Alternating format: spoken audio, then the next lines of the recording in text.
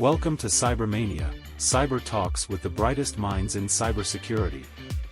Discussing risks, AI, emerging threats, workforce challenges, and more. Brought to you by CyberRange Solutions. With your host, May Brooks. Hello and welcome to CyberMAYnia. And with me today is Lewis Pate. Lewis, how are you? Hi, I'm doing very, very well, May. How are you? I'm very well. It's been an interesting day, an interesting week. So all in all is well. Yeah. So happy Wednesday to you and everyone out there in CyberMAYnia land. Absolutely. We always saw these podcasts in the same way, with you telling us what initially attracted you to this crazy world we call cybersecurity. Oh my goodness, yes. Well, I've always been attracted to electronics and electricity. From a little boy, I was always playing with little motors and little airplanes and taking apart transistor radios to figure out how they worked, and that was just kind of part of me. So I grew up with that vein, and all through middle school and high school, I gravitated towards those kind of courses in that curriculum, and that's why I entered into electrical engineering as my first college degree, because it's all that pretty much fit together.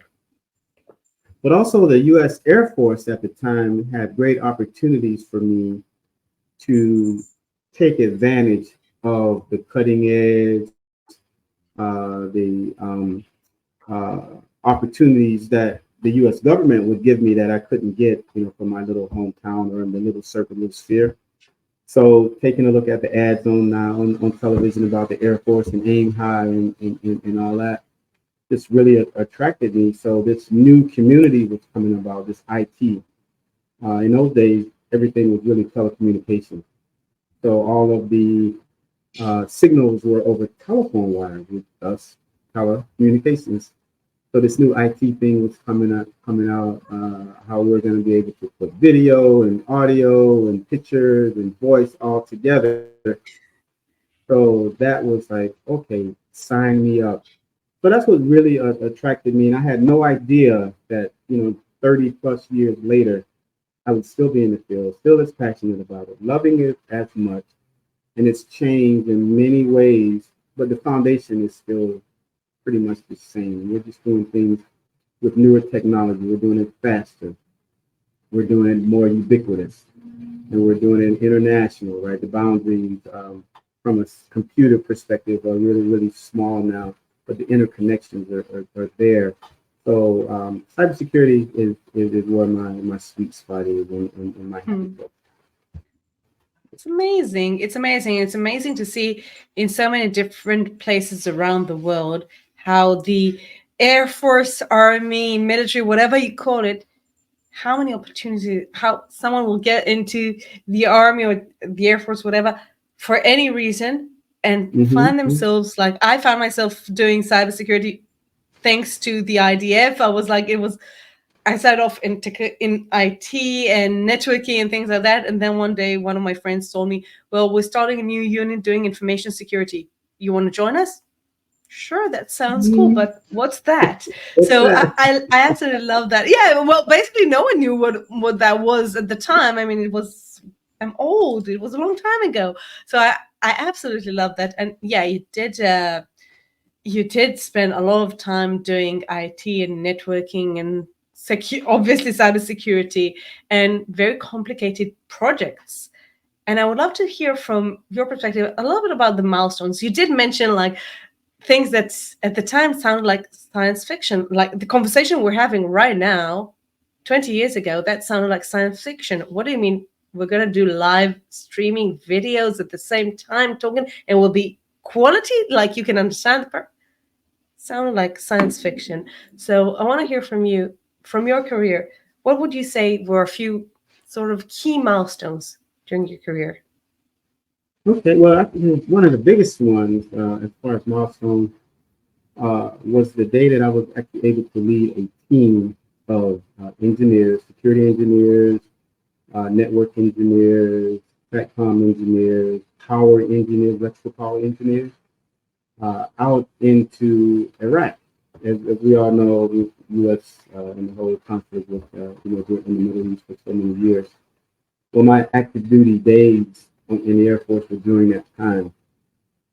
So the previous 10 or 12 years were in training, which I didn't really know at the time. But for my days of working on mainframes when I first started in the Air Force, before personal computers were even invented, and working on those mainframes, working on those dumb terminals, and learning about the architectures, because even then, applications, operating systems were not portable. Application systems were designed for a particular architecture of a particular computer, because there was not a lot of standardization then. So each company, smart companies, IBM, type companies, created their own motherboards and their own architecture. So the applications had to fit those particular architectures. So I learned that, and I learned about telephone communications. I learned about radio frequency and satellite communications and outside, meaning connecting up copper cables and fiber, all of that stuff. But what really came to head when I found myself as a captain in the Air Force, deployed to Iraq, leading a team. And our project was to go over and establish what was called a technical control facility, which was a portable or a transportable communication center in all those different technologies from the ground up. So designing the electrical power grid, including all the grounding systems, the grounding structures, all the way up, the walls, the ceilings, the cabling, the racking, the switches, the routers, the firewalls, the end user devices, the radio, and connecting all that up and making it work. My boss told me, he said that I would be able to come home when I had power, ping, and dial tone. Well, that's a great way to motivate someone to do their job. You can go home when it's done. Yeah, that's when it's done, right? So that was a huge milestone, and we did get that entire facility up. Supported 5,000 users, and I completed a couple of more similar projects in different places. Iraq, a couple different locations in Iraq, and then also in Afghanistan. So that was really probably the most rewarding, where I felt like, wow, maybe I do kind of understand a little bit about this field. And then the other really big milestone was on the people front. I was the commander of what back then was the central communications point within the communications center. So we call it the operations center. Prior to that, my experience had mainly been working with the mindset that was very rigorous, that engineers, that 1 inch means 1 inch, or 1 centimeter means 1 centimeter, or 36 megahertz, right? Very, very specific. Or you turn this volt 3/4 or 3/8 of it, it's those things, and this is the way you do it. Very standards driven, very process driven, and procedurally driven. Well, when I moved into managing people, leading people with the mindset that worked on operating systems and worked with servers and switches, I quickly learned that was a completely different mindset, because there were 15 different ways to do anything. If you wanted to set up an email account, there was no one way that it had to be done. There were several different ways in the operating system. Typically, Microsoft would allow you. And if you didn't know something, Google it. So it wasn't really so much standards based, but it was good, and the products were awesome, but I wasn't used to that. So that was the next milestone in my growth, was understanding that there are a bunch of different ways to think and to accomplish things in this IT/cyber world, and I can't put everybody in the same kind of a box. So those are two things. There's several more, but those two I think really transformed, how I relate now in this industry, and I think they've been very useful throughout my career. Yeah, you're making excellent points, especially when what you said about you have so many different ways of doing something. And that's one of the things I always tell people, that when I used to be a CISO, I used to use Mhm. different companies to do my annual penetration test, or whenever I needed penetration testing. And people told me, why do you switch between different service providers? I mean, are you happy with that one? I'm super happy with their results, but I want to see someone else's perspective. Not because their perspective wasn't good, but they already know my organization. So they'll give me certain things and they work in a certain methodology. And I want to see someone else. I want to see something fresh, because in cybersecurity, and we know that there's so many Mhm. different ways, not just in cybersecurity, in IT, I think in technology, I think in life. There's so many different path that you can choose to go from point A to point B. It could be a straight line, it could go around in circles. So you can do whatever you basically, however suits you and your car needs and your current abilities. So I definitely relate to that point.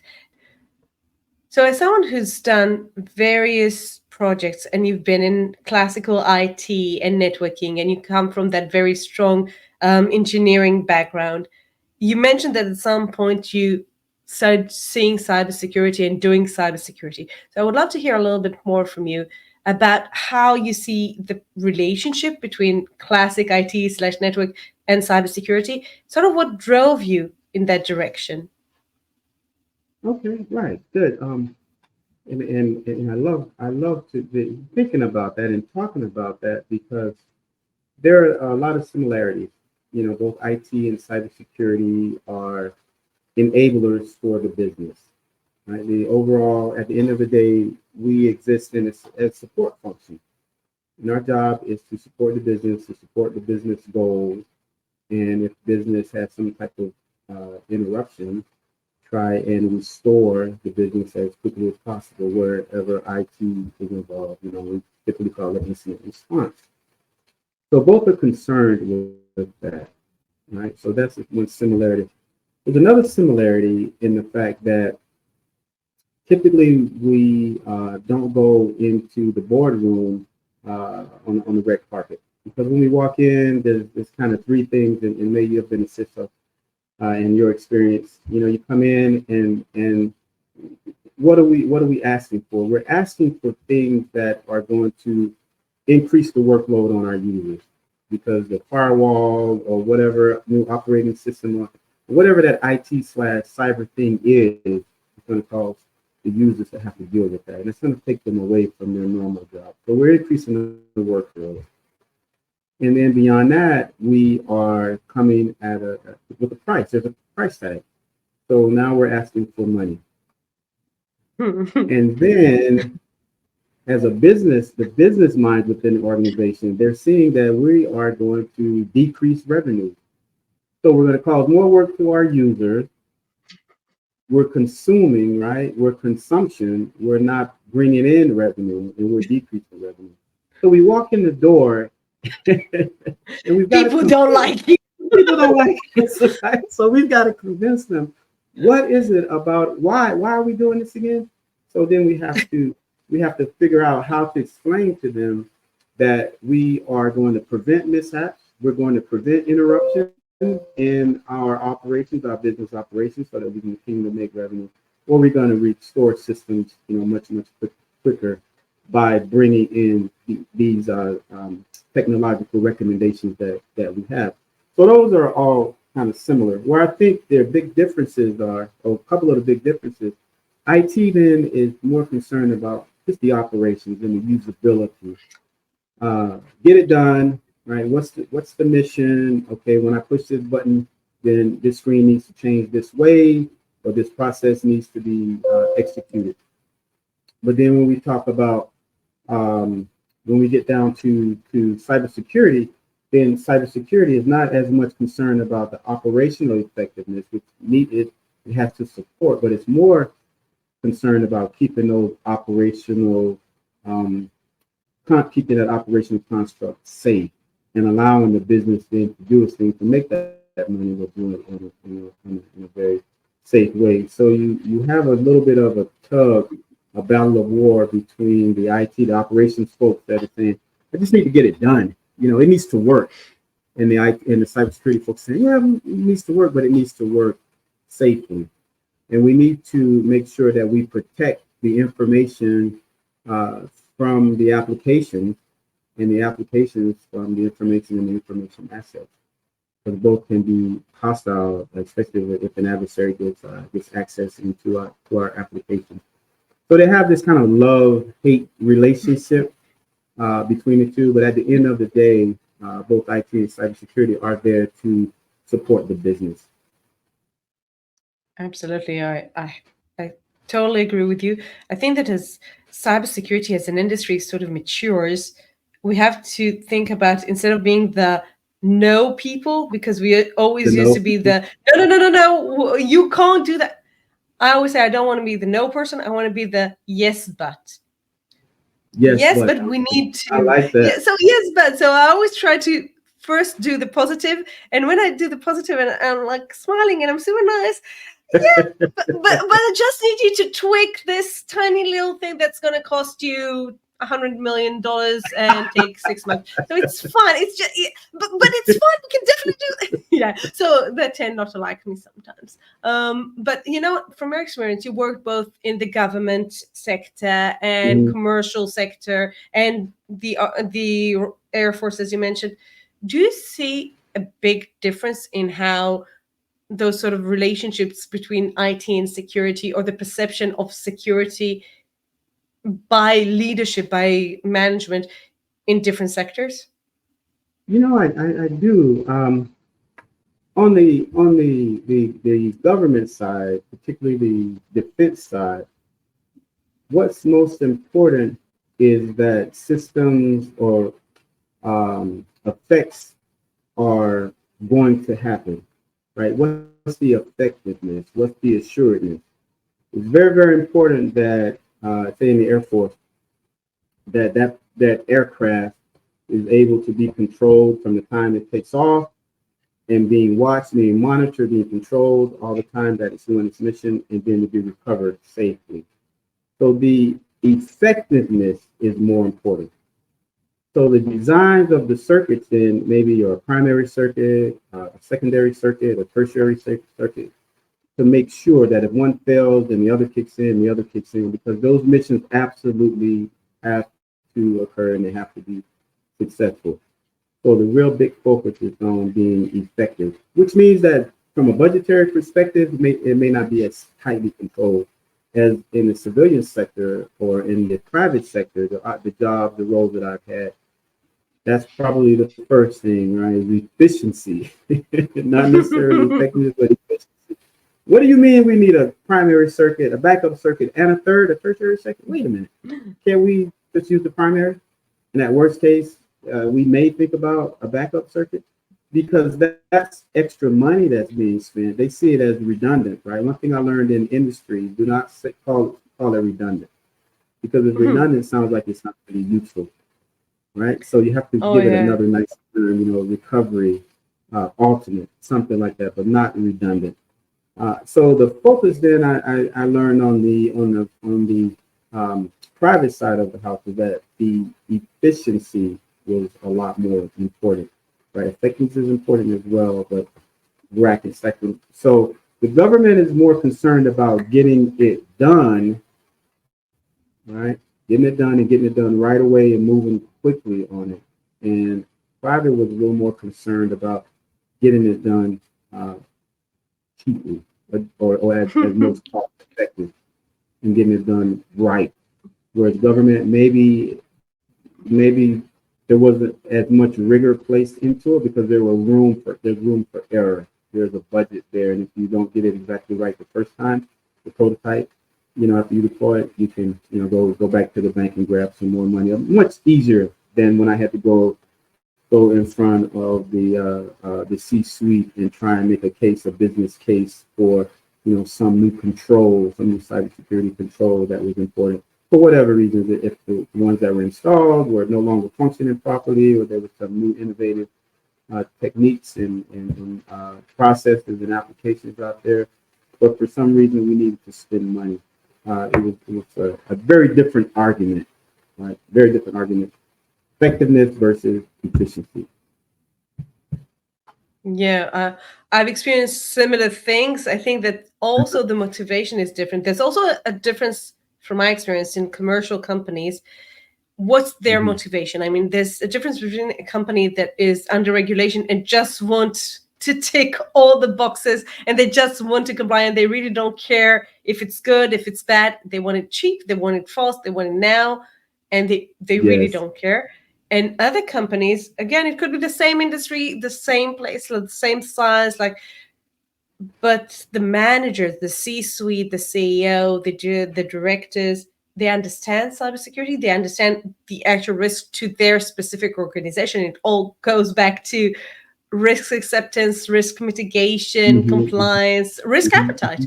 Mhm. Right. So Yes, I that's think, right. and they will allocate more resources. And it's not just about the money; it's also about the resource. And I know that you built and managed many teams over the years in many different aspects. Sort of, what are your perspectives when you go into a new role and you want to build the team around you? What would you be looking for? What sort of skills? What sort of people? How do you build an efficient team, an effective team? So one of the things I learned early on is that it's hugely important when you go into a new role in a new environment, a new team, is to figure out first what are the sacred cows, because sacred cows kind of defined as there are things that the organization is doing that don't necessarily make a lot of sense at face value, but they're important to the organization. Maybe from a heritage perspective or a custom perspective, maybe the founders, and it's just kind of tradition. What are those? Because those you don't want to attack. You don't want to change. You kind of, that makes no sense, and kind of rip it out. And there are folks within the organization that have a vested interest and some responsibility with managing those protected cows. So figure out who those folks are and try and make sure that they remain a part of the team, because that's really important to the organization. And then having to assess the skills. Like when I was a cybersecurity operations center director, when I came on board, there were some issues with uh, upskilling. With that Mm, particular role, I replaced someone who the customer, wanted basically to be removed. There were some issues there. So part of it was to make an assessment on what their skill sets were, and then to figure out how to cover those gaps. Looking at the products, what are the processes, what are the procedures, what does the categorization, look like? Who are the folks that have been there for a while? Who are those informal leaders? That's a big one as well. Not necessarily all mm, the formal leaders, but the ones that say, okay, I'm the manager, right? Maybe they're a leader paper because they're the manager, but there may be, Sally or Jane that really has a lot more influence and is really a leader, but not formally and informally. So identify who those folks are. So one of the things that I really learned is you don't want to come in right away and start making changes immediately. You need to kind of come in, get to know the people, get to know a little bit more about them beyond just the job, right? What things, things that are appropriate. And then start trying to figure out, okay, how do I match the people, the skills, the processes, and protect those sacred cows? And then what are the gaps? If I need to upskill, if I need to bring in new personnel, if I need to maybe shift some personnel around.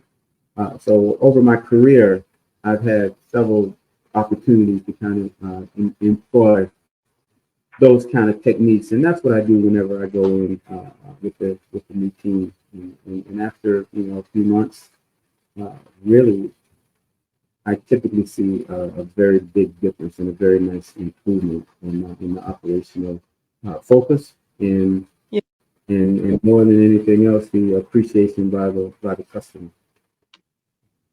I love that. So let's talk about that because you talked about identifying people within the organization outside with what are the skills that are required.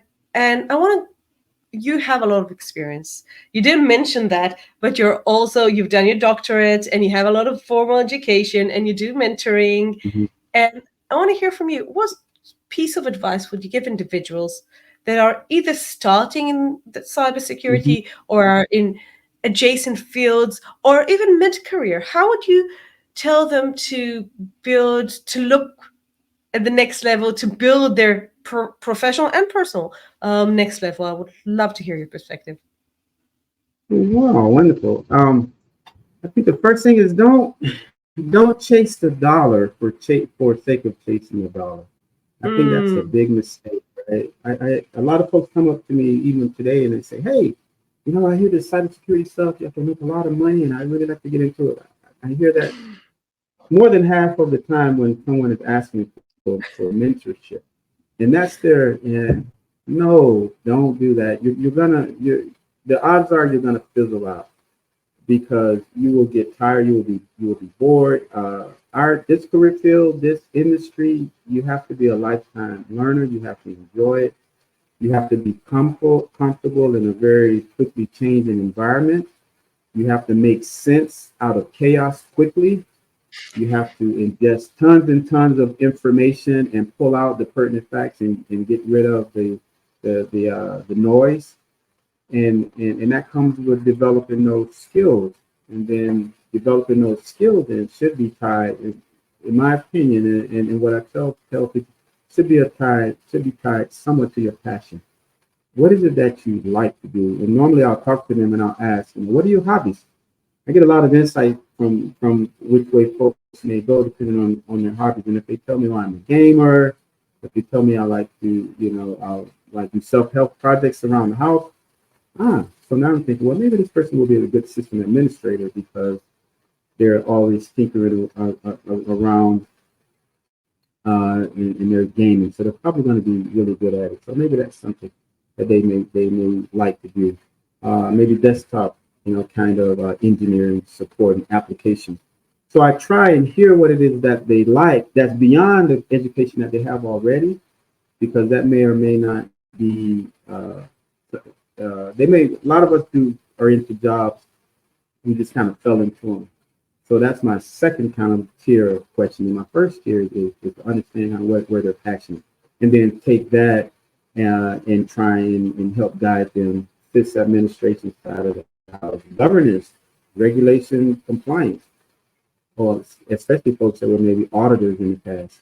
A lot of times I'm really happy when security folks, law enforcement people come to me because I think they make the best system administrators and the best cybersecurity folks because they have a mindset already of the sleuth and detect and see and push the environment, push the boundaries. And those are skills that lend themselves very well, especially in cybersecurity and system administration. So irregardless of where, if they're newbie, if they're mid-career, if they're veterans in another career, there's probably some things that they are doing in that particular arena that will translate very, very quickly. Like one lady in particular, very, very recently, just within a couple of weeks, I mentioned audit because she was an auditor at a bank and she lost her job. I want to go into cybersecurity. Her husband cuts my hair. He's my barber. So that's how we were introduced. And when I sat and talked to her to see her job, I said, oh my goodness, she'd really be good, right, in the GRC. And I talked to her about what it would look like. And she said, absolutely. I said, really, all you're doing is taking the standard and then you're making sure that the operations are compliant with that standard. And that's pretty much what you're doing now. She was in the background doing the loans come in, right, and make decisions on whether people are financially, healthy for the organization to approve a particular loan, like an underwriting department. So that's what I do. I first talk to them, figure out where their passions are, what they're doing now, and then try and map that over into areas in cybersecurity or IT that I think would be a really nice fit for them. And don't chase the money. Don't chase the money. The money will come if you do your passion. You'll do it well. They will find you. They will recognize you. Jobs will come, and you will make the money. I That's kind of my absolutely advice. love it. I couldn't agree more. And people tell me I want to go to cybersecurity and they tell me it's about the money. Well, you can be mediocre in everything you do. And if you're mediocre, you get paid. I mean, people who are mediocre in cybersecurity still make a nice living but they're never going to get to that next level. They're never going to make those big bucks that people, when people are talking about cybersecurity, that's what no, you have to excel in what you do. And people make a lot of money in doing art. People make a lot of money having a YouTube channel. It doesn't matter if you're very passionate about what you do. So I totally agree with that. And I love that perspective of looking at someone's hobbies. I mean, I usually look at what they studied and what they're interested in, but looking at someone's hobbies, that's spot on. Like, you can learn a lot about someone from their hobbies, what they enjoy, how they enjoy. If it's someone who tells you, I enjoy going out with friends, then they'll probably not be very happy to be even a PT, like a penetration tester. They usually work on their own. Now, it's not bad or good. It's just that's sort of their personality, and that's fine. But if it's someone who's super outgoing and loves working with people and talking to people, maybe that's not the right place for you. Maybe something else would be a better fit. So I completely agree. I want to take it back to the professional side sort of before we wrap up. And I want to reference two things you've done over your career that I'm particularly interested in. The first, you worked as a cybersecurity engineer in MITRE. And researched and learned a lot about different attacks and everything. I want to hear from you a little bit about that experience, what you learned from it, and did it impact the way you perceive cybersecurity or cyber criminals in general? It did. That was a wonderful tour. That role spent some time working for MITRE. And MITRE really focuses on strategic kind of thinking, right? High level, years out, visionary programs, plans. Where are we going? Right?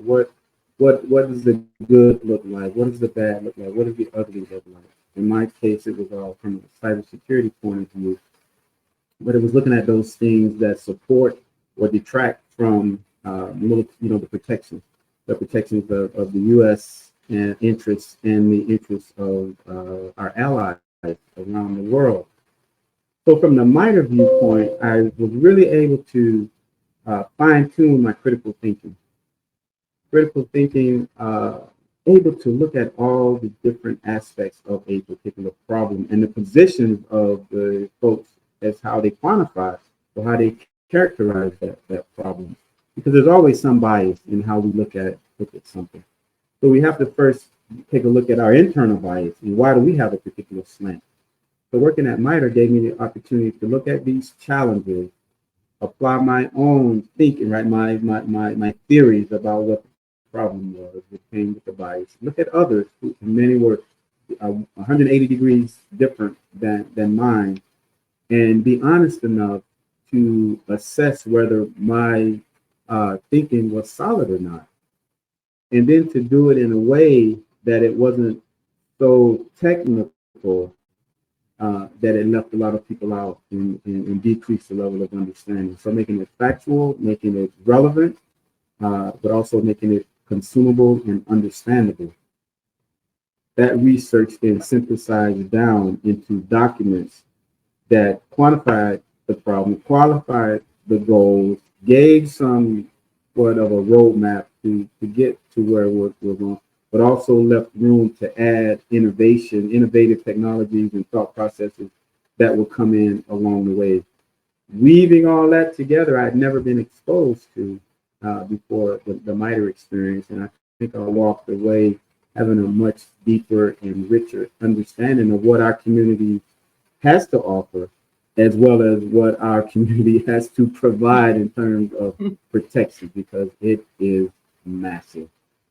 And then the final thing I'll say about that, I learned to never underestimate the adversary, never underestimate the greed or the hate or the political ideologies and the links that an adversary would go to get access to our secrets or to do things to disrupt our way of life or our freedoms. And when I'm talking about I mean the U.S. and our allies around the world. That sounds absolutely fascinating. And I have to say, MITRE, it's always been sort of like a place that I said, one day I want to learn more about how they do things, because I think that what you talked about, adversaries and their motivation and how they perceive it, what length they'll go to achieve their goals. And Mm-hmm. sometimes a lot of people, when they think about cybersecurity, they think about cybercrime. They don't Mm-hmm. think about politics, Mm-hmm. ideology, etc. And we're just coming around the election, and it's going to be from. I'm not talking about politics. Again, I'm not a political person. I'm talking pure cybersecurity. I'm Mm-hmm. absolutely fascinated with what goes on, not just in the US, around the world, around Mm-hmm. election. And is there still such a thing as real, honest relation, like elections without manipulation? Yeah. I mean, Mm-hmm. and what do we call manipulation? I mean, there's always manipulations. That's part of an election campaign. Mm-hmm. Trying to Mm-hmm. influence. But when is the influence legitimate? When is it not? When is it internal, external? I think it's absolutely fascinating to learn about that. And talking about learning, and that's sort of the last point before we go into the pop quiz. Um, Uh-huh. you said that you're a lifelong learner, and I call Uh-huh. myself a lifelong learner as well. You're a couple of steps ahead of me, and that's, by the way, another tip that I always give my mentees: always find someone who's ahead of you, because Mm-hmm. you already finished your dissertation, you already have your doctorate, and you continue learning. And I want to tap into that lifelong learner mindset. How do you keep yourself motivated to continue learning, to continue to evolving? If you can share a little bit about why you've done your doctorate, what sort of doctorate, what was your dissertation about? I think our listeners would love to hear more. Okay. Yes. So I think the big thing is to continue to be humble, right? If you have a spirit of humility, then you never feel like you're at the top of anything, and that you're always able to learn, right? To maintain a teachable spirit, able to learn, able to interact with people, never feel like you got all the answers. For me, and my situation, and many of the folks that I grew up with, it was pretty rough because we grew up in the inner city. I grew up in Miami, some call it the hood, the ghetto, all of those terms, right? So a bunch of, violence and drugs and, not much hope. A lot of hopelessness, but not much hope. And of course, I didn't have any people any mentors or any folks in my circle that had reached higher levels of education, especially terminal degrees like a doctorate. So part of my motivation was having been blessed and fortunate, and those folks that were pouring into my life, my parents, of course, uncles, things like that. And then, quote unquote, beating the odds. So that's what they say: you beat the odds. You got, you moved on. The Air Force helped that. That was a big thing to get out of the Air Force. But part of what I wanted to do was reach back into those communities and try and offer the same kind of hope that was offered to me amongst all of that hopelessness. And I wanted to start with my own family so that they be able to see that, okay, this is possible. It is possible. And being, much older than they would probably have to be, if they able to see it now, then they could start reaching that goal or going after that goal a lot sooner in life. But that was hugely important to me, was to break that ceiling and to raise the bar and give them something to shoot for. And then there are other folks that were not in the family that take a look and notice, and they're motivated by that as well. And maybe you and we talked about that. And that was a great point that you brought it up that I hadn't considered. Right, so those were the real motivators. And when things got tough, because PhDs are not easy, they are not easy. You've heard the term PhD stand for permanent head damage. Well, that's why I'm doing a GPA. See? Oh my goodness, it Yeah. requires a lot. But when it was getting tough, I would think about those things and about those people, that would have enough opportunity to at least see that this is possible. So then maintaining that humility, being teachable, and always asking why. Always wondering why is that? Why is that? Why is that? Why? And I think part of helping you stay humble is the more you learn, and we heard this before, and it's so true. The more you learn, the more you know, the more you realize that you don't know. It's like, oh my Absolutely. goodness. Yeah. So you kind of sit back and you learn from each other. And I think just being in the field, it encourages that because the technology is changing so quickly. Uh, you need to stay abreast, right? So I devote time to volunteer. I volunteer to try and help folks that are underrepresented, underexposed, underfunded to get into this field because in a lot of ways this changes people's lives, especially one organization I support, and I put a plug out there called Single Mom Network, and the name says it all, about single mom, to help them to transition from careers that they are into IT cybersecurity, where they can make usually they can make a lot more money and change their entire lifetime trajectory. And then Cybersecurity is another organization that I volunteer and I support, and they focus on getting cybersecurity, increasing it amongst women, right, in those groups that are underrepresented.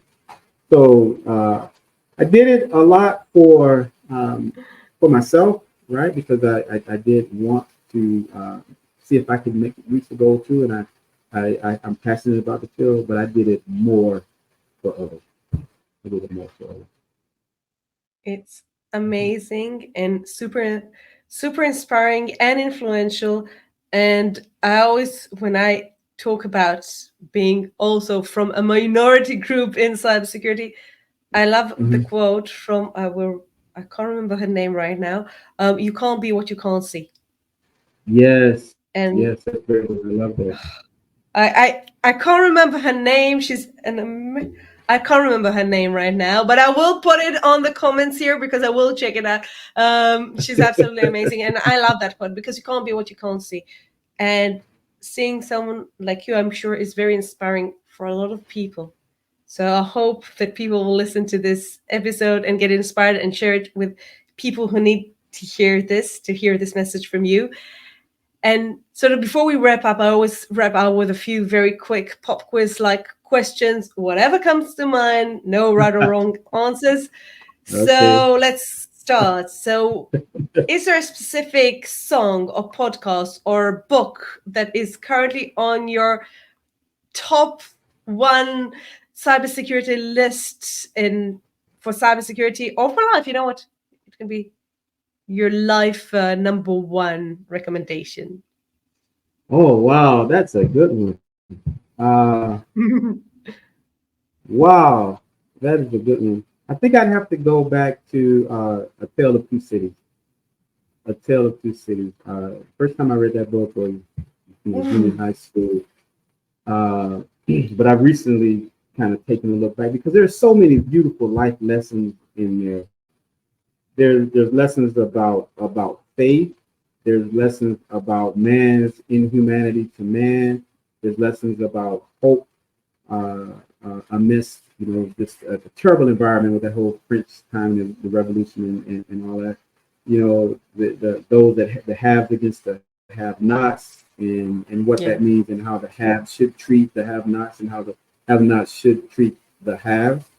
And then you've got this backdrop of man's really humanity to man, where you've got a gentleman that is willing to give his life for another and does, right. So all Wow. of that is played into A Tale of Two Cities. So that one I Wow. would highly recommend. It's not necessarily cybersecurity No, focus per but se, but it has all those tenets in there, and I'm relearning that again because as of just this week, and it's truly this is a pop quiz, but just a couple days no, I ago, I love was back that.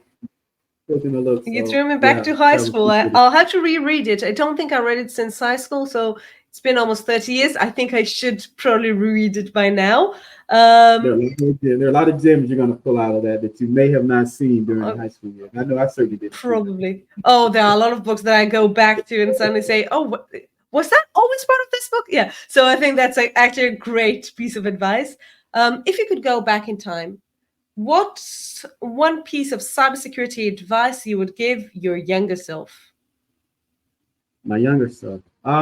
I would say to my younger self, don't take yourself too seriously. Okay. Because in my early days, the mainframe, I mentioned the mainframe, I can clearly go back and take a look at, oh my goodness. I was really, and I loved what I was doing. I was learning a lot and I was really passionate, but I wasn't having fun. Or more so, the people around me were not having fun. Well, you know what? I'm going to tag you on something. I hope you won't kill me for that. I'm going to tag you on something tomorrow. I hope you won't. Okay, we'll see. We'll see. Okay, we'll see if you're up for this challenge. But okay. Let's do how it. do you? Yeah. How do you celebrate your achievements? Not well enough. Not well enough. My wife is the one that she forces me. I spend, and I'm trying to get better, but I spend too much time looking forward, like to the next thing, accomplishing some goal, and then it's like, okay, that one's done. Next, but I don't take enough time to smell the roses. Yeah, but I'm getting better because she shows me how, okay, let's go out, let's at least go to dinner, the family, let's just do something. Half a day, marching for my graduations, whether bachelor's or master's or doctorate, was like pulling teeth, But my wife wouldn't hear it, so she made me go through that, and I am so thankful that she did. So my advice in this case then would be, don't do what I do. Take time, celebrate. Doesn't take a lot of time, but it'll continue to fuel you, and it really does help with a full person. So I'm growing into that, and hope and I'll get better. But that's something that I would say. Please take time and celebrate those accomplishments. It makes a big difference. More importantly, it makes a big difference to those that love you. It's more about them than you, because they can jump in and celebrate with you.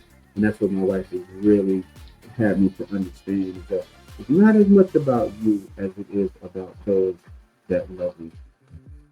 And support you. Lewis, yeah. Lewis, thank you so much for sharing this. This was absolutely amazing. And I hope to see you all next time here on CyberMAYnia. Don't forget to subscribe. Click the button, subscribe, share it with your friends so we get more traction. So thank you, and see you guys around. Thanks for having me. Bye, everybody. Bye.